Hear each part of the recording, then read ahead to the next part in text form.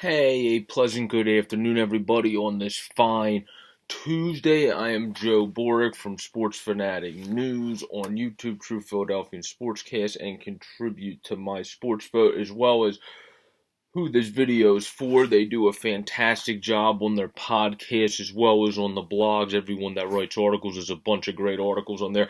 And that is Always Next Year podcast. And this is going to be a short 5 to 10 minutes at most video on the Flyers. It is very apparent, obviously, what the issue is with the Flyers this season. At first, at the start of the year, it looked like Carter Hart was getting off to a slow start. I was never personally worried about him.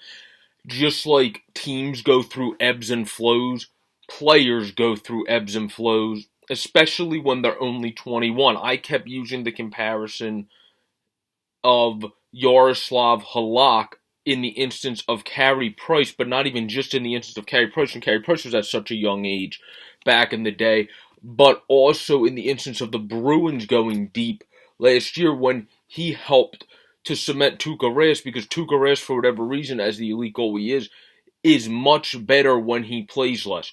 That is true for a lot of goalies. You have a lot of goalies that are workhorses, don't get me wrong, but being overplayed is never a bad, or is never that great of a thing. It is always good to be able to get more rest. And Brian Elliott, with his play this year, has been able to provide that. He's been very surprising and proved me completely wrong. If you look at articles on Always Next Year podcast, I wrote one about how I didn't think necessarily Elliott, because of injury history, more so that could affect his abilities now, and it seems like it sure as hell hasn't. He's playing very well, and that is very good to see our two goalie combination. What we have been struggling with in games that we lost, what we have been very fortunate about, is we've lost a plethora of games this year in overtime and shootout. So we still got 1 point out of it. And that really works out in our favor because, one, there is a different vibe with this team. We have a lot more fight. We have a lot more grit, no pun intended. And we have a lot more just tenacity with this team. And it shows compared to last year, where games that we go down or games that we go up and then give up the lead and then are able to win in overtime, I don't think we would have won those types of games last year. Now, we got to fix, obviously, one of the problems is giving up those leads when we get lead, like against the Islanders, which unfortunately we ended up losing that game in a shootout. And that was a game that we shouldn't have lost. That was similar to, like, comparing it to a different sport here in Philly, when the Sixers had no business giving up that lead to the Denver Nuggets. So I understand the Islanders are a great team. Don't get me wrong. Tomas Greiss is absolutely owning the league. Me and my one friend on PS4 had a conversation about how good he's doing. And then Varlamov's 15th. I think Greiss is first or second in the league in save percentage. And Varlamov is still in the top 15, I think, at 15. So they have two great goalie combination there. But we were able to jump out on top, and then our defense didn't do as great as we had hoped. But that was a game that we actually were able to score in and get at least 3 goals. Our problem this year, of course, which is why we keep giving our guys in the minors chances, which is a great part of our unique culture that we built with Chuck Fletcher and Alain Vigneault that I like as well, giving the guys chances when they have a hot hand rather than waiting a little bit like Hextall did. Hextall was great at building the minors and building that great culture down low in order to eventually come up. What he wasn't great at was knowing exactly when to give guys chances. It's best to give them a chance when they have a hot hand, and I think Frost is going to do great. Bring on the Frost. It's about to get frosty up here in Philadelphia, but the big key for them is continued scoring. I mean, you look at games we've won, even just going back to the start of the year. We beat Chicago 4-3. We beat New Jersey 4-0. Then we lost a game 3-2, 3-1, 6-3, 4-1. We won 6-2, I think, and then we won 7-4 against Columbus. Those are our highest goal totals of the year. And then we lost games to the Islanders twice this year, a game that we didn't play well back in October. This game we should have had most recently. And we haven't won many games that even though we scored 3 goals, we've lost a decent amount of those games. Lately, we've won 4. All the games that we've got more than 3 goals, we've won many of those games. So it's very apparent that goal scoring consistently throughout the lineup is still a problem. But what we see with this team is a lot more fight, a lot more getting to the pucks, a lot more great poke checks, a lot more great stick checks, a lot more great, by the boards play, and just that fight. And when we dump the puck, I don't mind that with our team because we're very good at being able to get the puck off of other players. We have guys that can do that very, very well. Obviously, Michael Raffel has been having a very solid season on both sides of the ice. Eyesight-wise, he's not the biggest stats guy, obviously, but that is a thing that we need to improve upon, where that's what I wanted to segue into, because I like in these videos going into who our stats leaders are.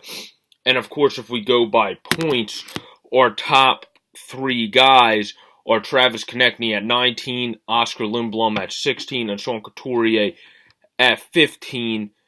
And respectively, for those guys, what they're doing all in all on the season, as I look at my notes a little bit, is 8 goals, 11 assists for Konechny at an even plus minus.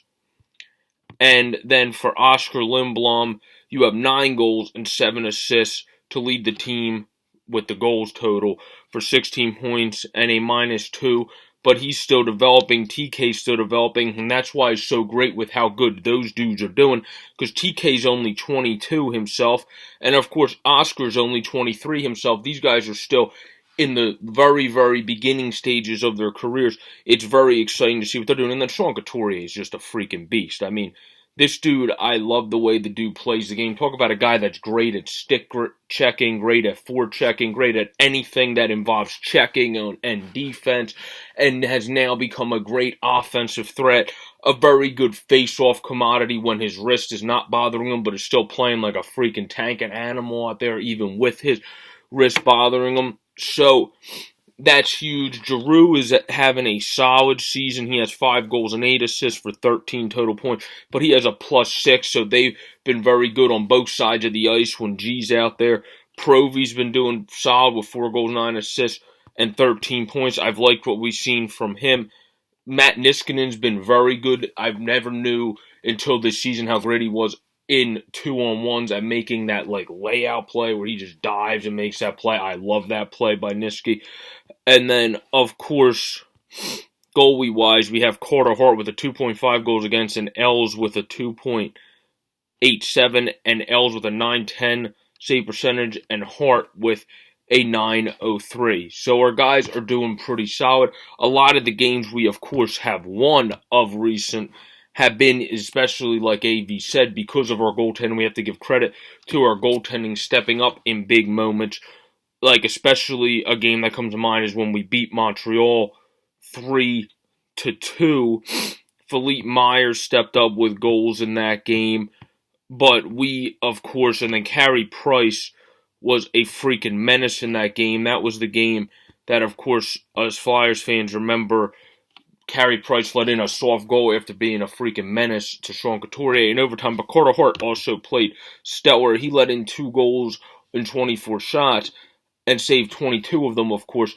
But he made some big saves in big opportune times in that game and still came up big. In order to lose to Washington in a shootout, we had great goaltending, and yes, we did need that many greats because that's how good Carter Hart played in that game. From Carter Hart to get to those moments.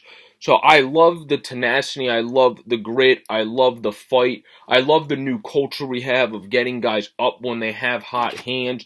And I really like the way this team is overall playing. Our defense is coming together with Philippe Myers getting caught up and playing.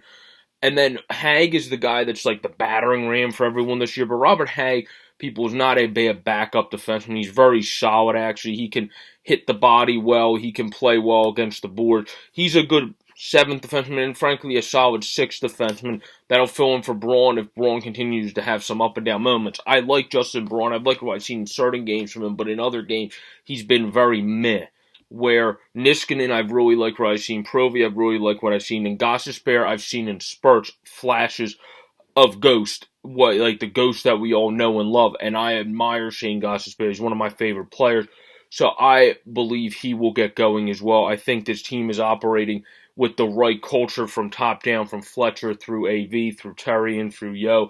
They're running the power play well. They're a little bit struggle bunny in certain aspects of that lately from where they were before, but they will get going, and it's going to be nice to see this team compete throughout, and I think because of that, they will 100% before the deadline or around the deadline make a trade for a scorer if that problem still persists, because I think we will compete throughout the season this year.